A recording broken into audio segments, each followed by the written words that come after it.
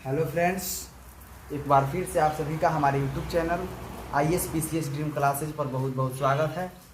हम पिछले वीडियोज़ में दो वीडियो जो इंडियन पॉलिटी से शुरू किया गया है उसमें हम संविधान चैप्टर में संविधान को देखें।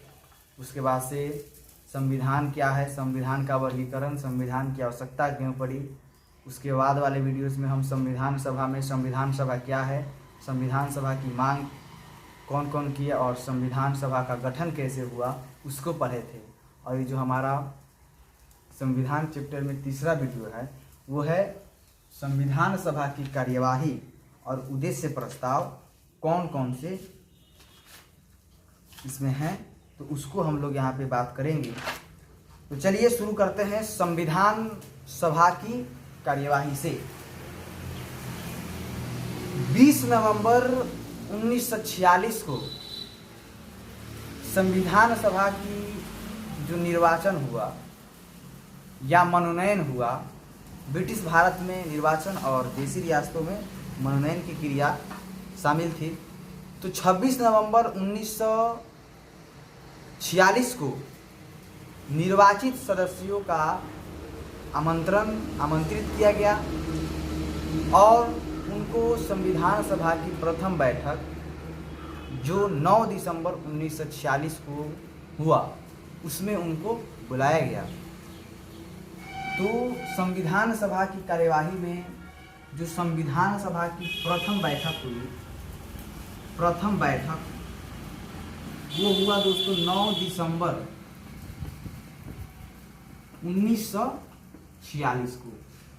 9 दिसंबर 1946 को संविधान सभा की प्रथम बैठक हुई और इसमें क्या हुआ कि इस संविधान सभा की प्रथम बैठक में मुस्लिम लीग ने पाकिस्तान की मांग करते हुए इस बैठक का बहिष्कार कर दिया। मुस्लिम लीग ने पाकिस्तान की मांग करते हुए इसका बहिष्कार कर दिया, बहिष्कार किया। और देशी रियासत जो थी वो इस बैठक में शामिल होने से पहले ही इनकार कर दिया कि नहीं, हम इस संविधान सभा की प्रथम बैठक में शामिल नहीं होने वाले। देशी रियासतों ने पहले ही इनकार कर दिया। देशी रियासत जो थी पहले ही इनकार कर दिया।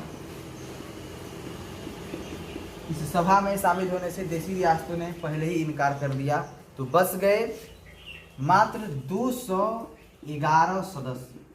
कितना दोस्तों? 211 सदस्यों ने इस संविधान सभा की प्रथम बैठक में भाग लिए जो 9 दिसंबर 1946 को हुआ। और इसमें इसको याद रखेंगे मुझे से, सभा के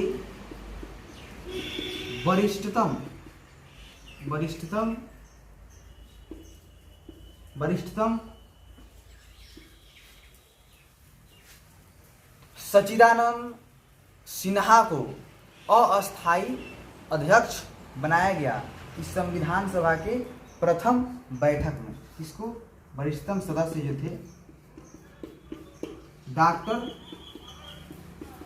सच्चिदानंद सिन्हा को अस्थायी, कौन दोस्तों?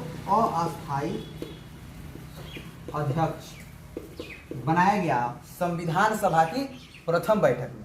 तो संविधान सभा की प्रथम बैठक में जो अस्थायी अध्यक्ष बने वो डॉक्टर सच्चिदानंद सिन्हा को बनाया गया जो सभा के वरिष्ठतम सदस्य थे। इसके बाद संविधान सभा की दूसरी बैठक होती है, उसमें देखिए क्या क्या कार्य प्रणाली को अपनाया गया उसको देखते हैं।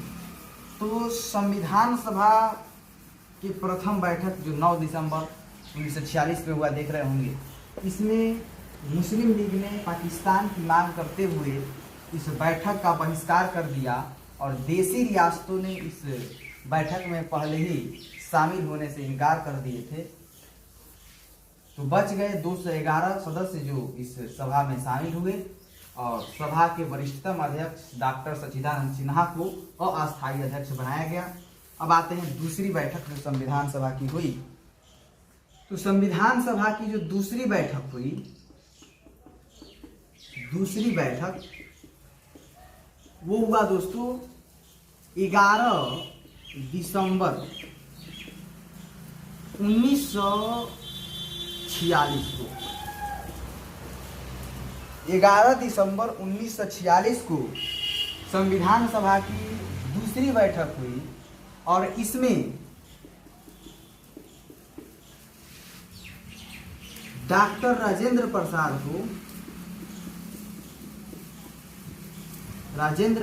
को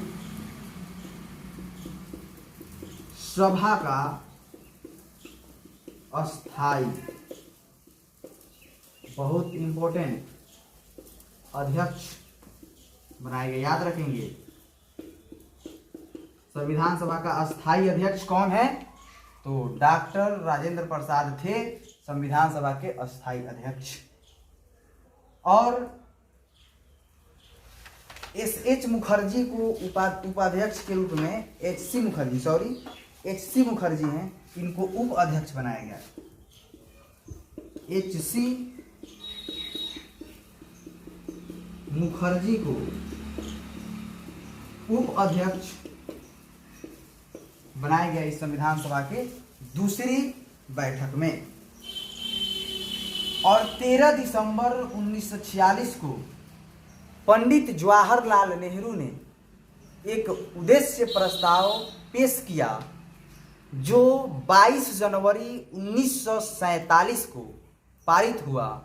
और ये जो जवाहरलाल नेहरू द्वारा उद्देश्य प्रस्ताव पेश किया गया 13 दिसंबर 1946 को, ये बाद में जाकर के संविधान की प्रस्तावना का रूप ले लिया। और प्रस्तावना जो था एक संविधान का दर्शन का मूर्त रूप प्रदान करता है प्रस्तावना। जब हम प्रस्तावना को नेक्स्ट वीडियो में पढ़ेंगे तो उसमें विस्तार से उसकी बात करेंगे। फिलहाल इतना समझिए कि उद्देश्य प्रस्ताव का विस्तारित रूप प्रस्तावना है जो जवाहरलाल नेहरू के द्वारा पेश किया गया था 13 दिसंबर 1946 को। तो 13 दिसंबर 1946 को पंडित नेहरू द्वारा उद्देश्य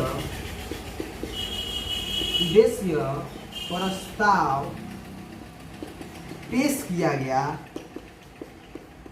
जो 22 जनवरी 1947 को क्या हुआ?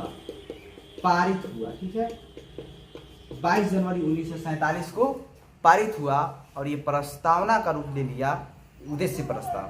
तो जो उद्देश्य प्रस्ताव पंडित जवाहरलाल नेहरू ने दिए तो वो कौन कौन से उद्देश्य प्रस्ताव थे उसको जानना काफ़ी आवश्यक है। तो चलिए शुरू करते हैं उद्देश्य प्रस्ताव को। आइए, उद्देश्य प्रस्ताव, तो चलिए इसको पढ़ते हैं। भारत को एक संप्रभुत्व गणराज्य के रूप में स्थापित किया जाए। एक शब्द है संप्रभुत्व। यहाँ पे बहुत से दोस्तों को दिक्कतें आती होगी कि संप्रभुत्व का मतलब क्या हुआ। समझ लीजिए,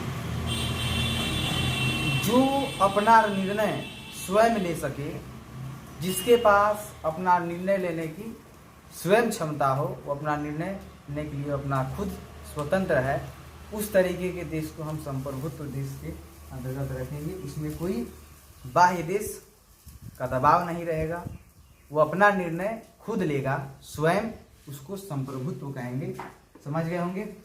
तो कहता है कि भारत को एक संप्रभुत्व गणराज्य के रूप में स्थापित किया जाना चाहिए। ये उद्देश्य प्रस्ताव में लिखा गया है कि संप्रभुत्व गणराज्य बनाइए भारत को। दूसरा है, भारत की संप्रभुता का स्रोत भारत की जनता होगी। यानी जो कुछ भी निर्णय देश के अंदर लिया जाए वो भारत की जनता ही उसका स्रोत होगी। तो भारत की संप्रभुता का स्रोत भारत की जनता होगी। इसमें भारत के समस्त नागरिकों को राजनीतिक, आर्थिक और सामाजिक समानता प्राप्त होगी।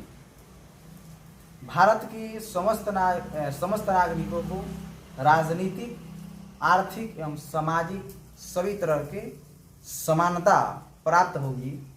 ये उद्देश्य प्रस्ताव में लिखा गया है। चौथे नंबर पे आते हैं तो भारत के समस्त नागरिकों को विचारण, अभिव्यक्ति, कोई संस्था बनाने,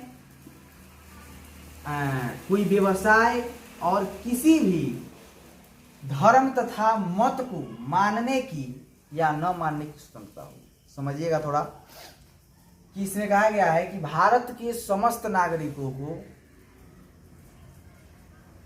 विचार करना, किसी भी पहलू पर कोई भी बात पर विचार करना, अभिव्यक्ति एक दूसरे से, संस्था बनाना या कोई व्यवसाय करना, किसी भी धर्म तथा मत को मानिए या नहीं मानिए उसकी आपको स्वतंत्रता होगी।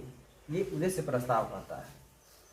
अल्पसंख्यकों को, अनुसूचित जातियों को तथा पिछड़े वर्गों के हितों की सुरक्षा के लिए रक्षोपाय किए जाएंगे।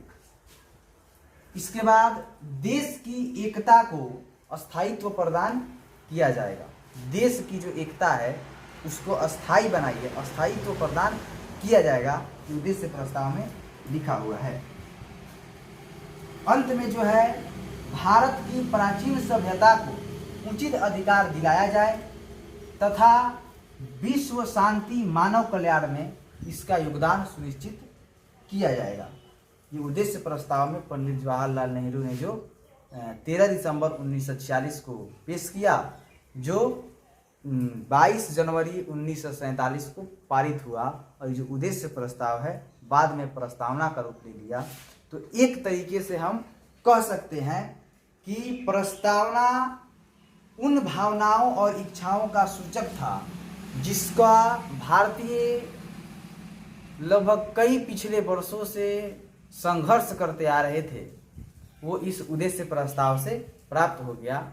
और जो उद्देश्य प्रस्ताव है बाद में प्रस्तावना का रूप धारण कर लिया, जो प्रस्तावना भारतीय संविधान का एक दर्शन, मूर्त रूप प्रदान किया। तो हम फिर मिलते हैं नेक्स्ट वीडियो में। थैंक यू, धन्यवाद।